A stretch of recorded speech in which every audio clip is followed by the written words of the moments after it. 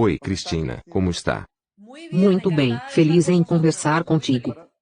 A senhora foi uma das poucas jornalistas de seu país a dar destaque e acompanhar os desdobramentos da prisão de Polo Carbajal.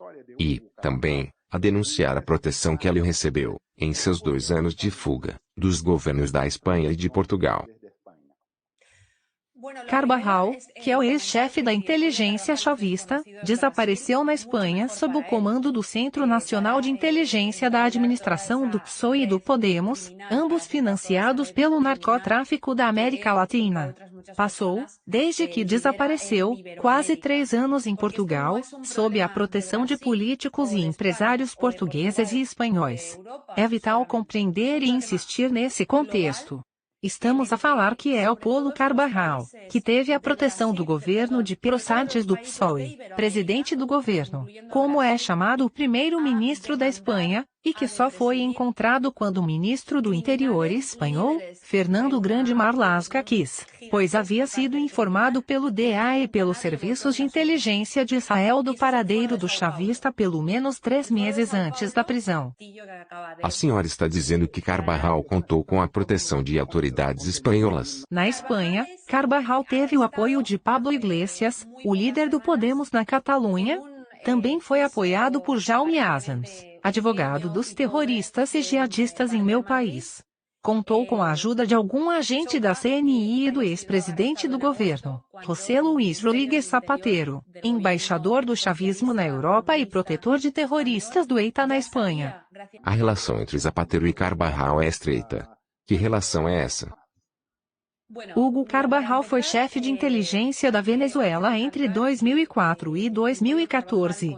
Rodríguez Zapatero foi presidente do governo entre 2004 e 2011. Pesquisas realizadas ao longo dos anos comprovam sua influência direta para estabelecer uma rede que ocultava as rotas do narcotráfico da Venezuela à Espanha. O embaixador da Espanha na Venezuela, Raul Morodo, foi um dos patrocinadores dessas operações, conforme disseram minhas fontes. Morodo é investigado no escândalo de corrupção da PDVSA, pelos subornos ao chavismo, e Zapatero sabia disso. Eles desviaram mais de 35 milhões de dólares da petroleira para a vice-presidência chavista. Nenhum tolo pensa que Zapatero não estava por dentro e que não houve mordidas no dinheiro. Essa conexão se limitava à Espanha? Não. O filho de Raul Morodo, Alejo, recebia, por 1 hora de serviços a Chaves, o equivalente ao salário mensal de 200 trabalhadores venezuelanos.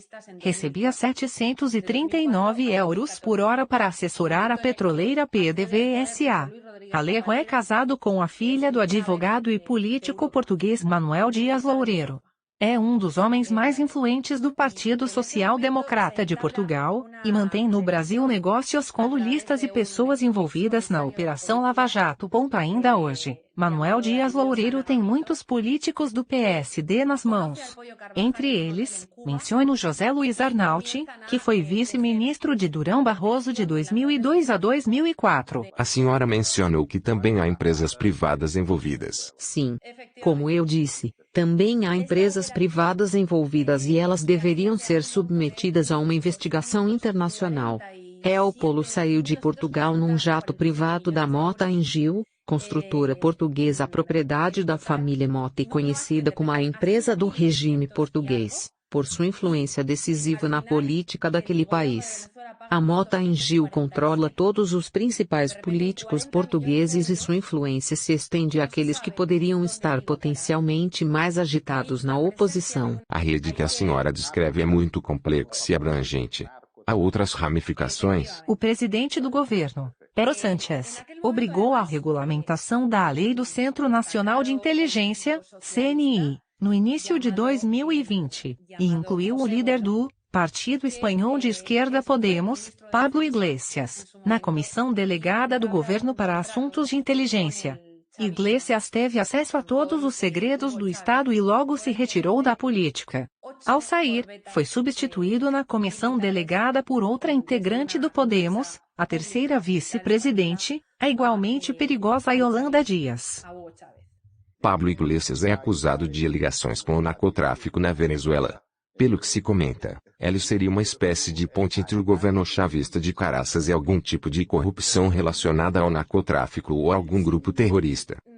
Para Iglesias foi, e continua sendo, fundamental tentar controlar os integrantes da CNI encarregados de investigar as ligações criminosas entre o narcotráfico, o narcoterrorismo e outros financiadores da liderança do Podemos. Iglesias sempre se gabou de que nenhum juiz jamais investigou o Podemos por seus laços econômicos com o chavismo. Naturalmente, isso aconteceu porque todo o fluxo de financiamento, algo em torno de 4 milhões de euros, foi canalizado para a Fundação Centro de Estudos Políticos e Sociais, CEPS, em Valência, Espanha. Esse era o único canal de acesso da esquerda espanhola ao dinheiro dos governos de esquerda da América Latina? Havia também a Neurona Consulting, empresa de consultoria vinculada à esquerda latino-americana, e a Juan Carlos Monedero, outro integrante destacado do Podemos. Mas o CEPS foi o principal mecanismo de transmissão e recebimento de dinheiro que arrecadaram das ditaduras. Ele foi beneficiário dos fundos arrecadados com o suposto trabalho de pesquisa e assessoria aos regimes políticos da esquerda ibero-americana, como os de Dilma Rousseff e de Luiz Inácio Lula da Silva, no Brasil. Entre 2008 e 2009, Iglesias foi o membro destacado do Conselho Executivo da Fundação. E isso significava ser um beneficiário direto de ditaduras da droga, como a venezuelana. Mas e quanto à ligação entre Iglesias e o governo chavista? Existe alguma comprovação desse fato? Se Iglesias era ou não a ponte entre o governo chavista da Venezuela, acho que era, antes, um companheiro. O dono desse negócio no Fórum de São Paulo foi Ies Zapatero. Embora Iglesias sempre tenha sido um estagiário. Nicolás Maduro, ditador da Venezuela, é um traficante e, também, o filantropo de Iglesias que compartilha sua ideologia marxista com as Forças Armadas Revolucionárias da Colômbia, FARC, os Esquadrões da Morte de Chávez e o narcoterrorista Evo Morales, ex-presidente da Bolívia. Iglesias é a mão de todas as atividades criminosas. Essas conexões estão restritas à América Latina e aos países ibéricos. Iglesias recebeu pelo menos 9,3 milhões de euros da teocracia islâmica iraniana, do regime dos ayatolás, por meio de sua produtora 360 Global Media. O Serviço Executivo da Comissão de Lavagem de Dinheiro e Delitos Monetários estimou nesse valor as receitas auferidas por empresas suspeitas de lavagem de dinheiro, com as quais o ex-vice-presidente do governo Pablo Iglesias tinha envolvimento. Trata-se de um trabalhador do regime iraniano para desestabilizar a Espanha e a democracia, com o conluio do PSOE. Sua posição crítica em relação ao governo já rendeu alguma ameaça? Durante seu mandato, Iglesias fez exatamente o mesmo que fizeram o PSOE e a genocida chavista Delcy Rodrigues, de quem é amigo. Ameaçou com a prisão os jornalistas críticos a ele. Eu mesma fui ameaçada. Iglesias deixou a vice-presidência do governo e hoje dirige um programa de rádio. Alguns consideram seu movimento como uma manobra para ganhar impulso mais adiante. Outros dizem que ela deixou a cadeira do Congresso para não ser alcançado pela sujeita que pode surgir depois da prisão de Carvajal. Que estratégia a senhora acredita que ela está colocando em prática? Hoje o poder máximo está nas mãos dos meios de comunicação privados, alimentados pelo orçamento público. Eles foram de fato nacionalizados por este governo comunista com vários objetivos. O primeiro é eliminar o jornalismo ideológico contrário, bem como o jornalista dissidente. Eles corrompem a realidade e a história ao considerar, por exemplo, que os terroristas não são terroristas, mas ativistas políticos. Ajudam gerações inteiras a esquecer que na Espanha existiu uma gangue terrorista marxista, o ETA, que assassinou mais de 900 pessoas. E dizem que o que está acontecendo na Venezuela é democrático. Na prática, as TVs foram nacionalizadas por este governo. Como foram na Venezuela. Como essa estratégia é posta em prática? Este governo substituiu os gabinetes dos juízes pelos aparelhos de televisão apresentadores que pensam todos da mesma maneira e estão todos milionários. Agora fazem as vezes de juízes. Eles têm a palavra sobre qualquer dissidência da sociedade civil e política que não se curve a esse sistema. A maioria dos políticos está em pânico. Iglesias sabe disso e por isso sempre disse, em vez de ministérios, dê-me os telejornais. E onde Polo Carbaral entra nessa história? Iglesias agora trabalha para o Gara, jornal do ETA que era usada para produzir as provas de vida das famílias dos sequestrados pela gangue terrorista. Também trabalha com Jaume Roures, o empresário de comunicação da Catalunha, marxista que colaborou com o comando de Barcelona da gangue terrorista e que passou 2 anos na prisão por isso. Golpista de um dos maiores grupos audiovisuais da Espanha. Lixo marxista encontra lixo marxista. Claro, se Polo falasse, Iglesias pularia no ar. As acusações que a senhora faz são graves. Existe algum fato recente que ajude a comprovar o vínculo entre o governo espanhol, Polo Carbaral e o governo na Venezuela? Sim. Há um episódio rumoroso a respeito de um voo não autorizado que tempos atrás pousou no aeroporto de Barajas, em Madrid, com a vice-presidente da Venezuela, a genocida Delcy Rodríguez a bordo. Há testemunhas que afirmam que mais de 40 maletas foram desembarcadas e foram admitidas no território espanhol sem que tenha havido qualquer registro oficial de seu conteúdo. Ela envolveu muita gente ligada ao governo espanhol, inclusive o ex-ministro das Obras Públicas, José Luis Ábalos. Esse senhor trabalhou durante 25 anos como consultor nas chamadas missões de cooperação internacional na Colômbia e no Peru e é um velho conhecido dos ex-guerrilheiros do M-19 e das Farc. É um daqueles golpistas que se autodenominam observadores internacionais para camuflar suas pequenas viagens com malas cheias de dinheiro dessas organizações criminosas. O socialismo perverteu a narrativa em todos os países que tocou, chamando o extermínio marxista e unilateral da população desarmada e inocente de processos de paz. Onde Ábalos entra na história? O lógico é que foi ele quem foi buscar a genocida Delcy Rodríguez, que teve a cabeça posta a prêmio pelo governo dos Estados Unidos. Mesmo proibida de pisar na Europa, ela tinha na agenda um encontro com Sánchez Iglesias. Isso havia sido combinado entre o vice-presidente do governo da Espanha e o ditador Nicolás Maduro. Ábalos levantou-se de madrugada e foi fazer o trabalho sujo, conforme a orientação que recebeu do ministro do Interior Grande Marlaska e da ministra das Relações Exteriores, Arantxa González Laya, que hoje está sob investigação da Justiça por sua responsabilidade na entrada em território nacional, em 2020, do genocida e líder da Frente Polisário, do Saara, Brahim Ghali. Ábalos mentiu uma dezena de vezes. Acompanhou algumas malas com conteúdo sensível, para liberá-las da fiscalização aduaneira. O governo da Espanha entrou em contato com o juiz de instrução responsável pela área e ordenou a eliminação das imagens gravadas pelo sistema de vídeo do aeroporto, que comprometiam o Departamento de Obras Públicas. Que consequências pode ter essa ligação do governo do PSOE com o regime chavista? É suficiente para gerar um escândalo capaz de precipitar uma renúncia ou uma grande crise governamental? O PSOE tem laços históricos com o chavismo. Do mais explícito, de Zapatero com Maduro, passando para outros, mais confusos, entre o ex-presidente de Castilla-La Mancha, Emiliano Paz Santos PSOE, e o milionário José Bono, que foi ministro da Defesa com Zapatero. Em 2005, Zapatero anunciou o acordo para a venda de navios para a Marinha da Venezuela.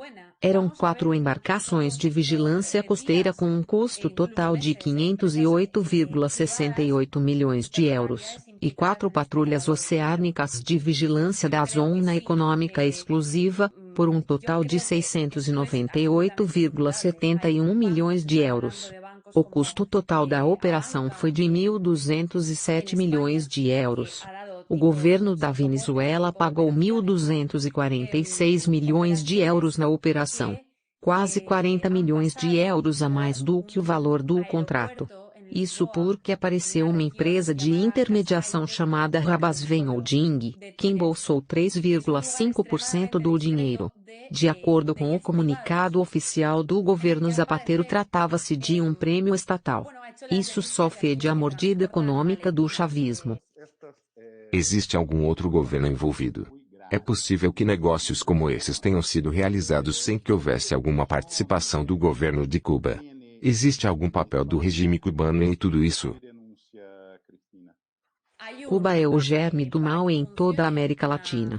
Carvajal nunca teria tido proteção na Espanha se não houvesse uma rede sinistra entre o PSOE e o Podemos, com Maduro e o Fórum de São Paulo, hoje liderado por Díaz-Canel, o atual ditador de Cuba. Carvajal foi o responsável pelos contatos com o G2, a direção de inteligência cubana. Foi, também, figura fundamental no tráfico de drogas e na venda de armas para as Farc. E, como já disse, Carvajal, durante muitos anos, conseguiu estabelecer uma relação estreita com funcionários do CNI, na Espanha, para encobrir a rota do narcotráfico que conduzia a comunidade autônoma da Galícia. Polo Carvajal chegou a afirmar que Iglesias tinha intenção de apagar as pistas de suas ligações com o Hezbollah, com a Venezuela e com o financiamento ilegal de seu partido. Houve alguma atenção da mídia para isso? A Venezuela e o Peru, na América do Sul, assim como Portugal e Espanha, na Europa, estão invadidos por assassinos cubanos e pelo Hezbollah. Todos eles se relacionam. Na Venezuela, a ministra Iris Varela é amiga de Pablo Iglesias, por exemplo. No Peru, com a recente mudança de regime e conversão ao comunismo, Quiroga Vargas, um muçulmano xiita convertido, se juntou ao presidente Pedro Castillo, a quem consideram irmão na luta. Ambos participaram juntos de muitos protestos. Nosso apoio a Pedro Castillo é porque ele é nosso parceiro de luta, disse Quiroga Vargas. Quiroga Vargas declarou, durante a campanha eleitoral, quando a candidata Keiko Fujimori ainda tinha chances de vitória, que, entre eles, há favores econômicos e políticos. Se as coisas mudarem para Keiko Fujimori, então me movo rápido. Estou esperando e as pessoas estão prontas. Isso vai ficar muito violento? Todos eles são amigos de Iglesias e apoiados publicamente pelo Podemos. Qual é o papel do Brasil nessa história? É justamente em São Paulo que estão instaladas as principais bases da inteligência do Hezbollah, cubana, venezuelana e marroquina. Os setores mais radicais do Marrocos vão se instalar no Brasil e os chineses vão apoiar o Marrocos na maior cidade brasileira por meio de entidades como a Itong Bank, que, mais do que um banco, é a verdadeira agência de inteligência econômica chinesa. De acordo com o próprio Polo Carvajal, se ele puxasse o cobertor, até mesmo bancos e redes de negócios surgiriam. Ele também diz que haveria uma conexão de alto nível com os meios de comunicação espanhóis. Isso faz sentido? São apenas ameaças. Os meios de comunicação são controlados pelo governo. Veremos empresas envolvidas na lavagem de dinheiro do negócio de drogas hispano-americano. Será que veremos o El Polo confirmar a informação que publiquei há poucos dias na minha conta do Twitter sobre o banco que parece apoiar este tipo de operação que está chegando à Espanha através de Lisboa? O que existe de concreto nessa história e que banco é esse? Existe em Portugal o Aeroporto Regional de Lisboa-Cascais Tejo, situado perto da Vila de Tires. É um local extremamente discreto, onde os voos e os jatos privados abundam acima de tudo, fazendo as delícias de quem anda com pastas cheias de dinheiro. O lugar é um velho conhecido da ADEA para as operações de transporte de dinheiro negro e tráfico de drogas. O grande banco operacional que apoia essas operações terroristas é o Abanca, um banco espanhol com sede em Betanzos, La Coruña, Galícia. A entidade opera sob a marca Abanca desde 2014 e está presente na Espanha, em Portugal e em outros 9 países da Europa e América. Em todo esse quadro, o Hezbollah e o Irã parecem muito presentes, como protagonista, canais de lavagem de dinheiro e de apoio ao regime venezuelano. É aí que apareceria, e Carvajal quase disse isso claramente, o partido Podemos, Pablo Iglesias e, portanto, o governo da Espanha. Há algum sinal de nervosismo nas fileiras do governo? Há uma pressa e uma obsessão desordenada para controlar e reformar o mais alto órgão judicial, o Conselho Geral da Magistratura. Se isso for alcançado, não haverá muro de contenção contra a barbárie comunista. Por que Polo Carbajo ainda não foi extraditado? Em vista de tudo isso, o governo espanhol estaria interessado em retardar ou de tentar evitar a extradição? Existe perigo de suicídio na prisão? Tudo pode acontecer, mas não vejo isso viável com os olhos da mídia internacional presente. Você não vai se lembrar, mas em 2019 J.C. Marques, cúmplice chavista na trama do embaixador socialista de Zapatero, Raul Mordo, foi encontrado morto em um apartamento de Alcobendas. Não foi Caraças. Foi no coração da capital da Espanha. Zapatero, que era presidente do governo da Espanha, tornou-se uma pessoa de confiança do atual governo da Venezuela há muitos anos. Qual é o papel que desempenha na Espanha no atual governo? Tem a aprovação do governo, ou sua proteção? Absolutamente tudo. Ela é o germe e o embaixador de Maduro na Espanha. Em um programa que a senhora realizou na mídia espanhola, Estado de Alarma, um analista entrevistado chegou a apontar os nomes de empresas que fariam parte de uma suposta rede de empresas responsáveis por lavar o capital do tráfico de drogas, das quais Zapatero presumivelmente participaria em posição de destaque. Sim, houve isso.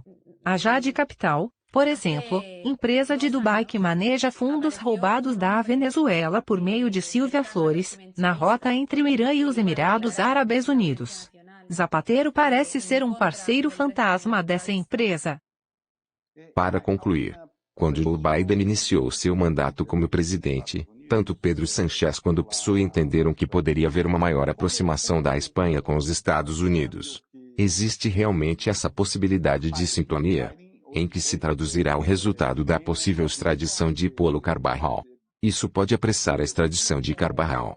De forma alguma. Mesmo sendo um globalista, Biden despreza Sánchez como ele mesmo demonstrou ao se recusar a recebê-lo ou ao fingir que ele não exista nos corredores das cúpulas internacionais em que estiveram juntos. Um exemplo claro de até que ponto Sánchez é visto como inimigo pelos Estados Unidos é a postura do presidente norte-americano em favor do rei de Marrocos, Mohammed V, no que diz respeito à crise migratória e o desembarque de mais de 20 mil pessoas em Ceuta em menos de um dia, neste verão.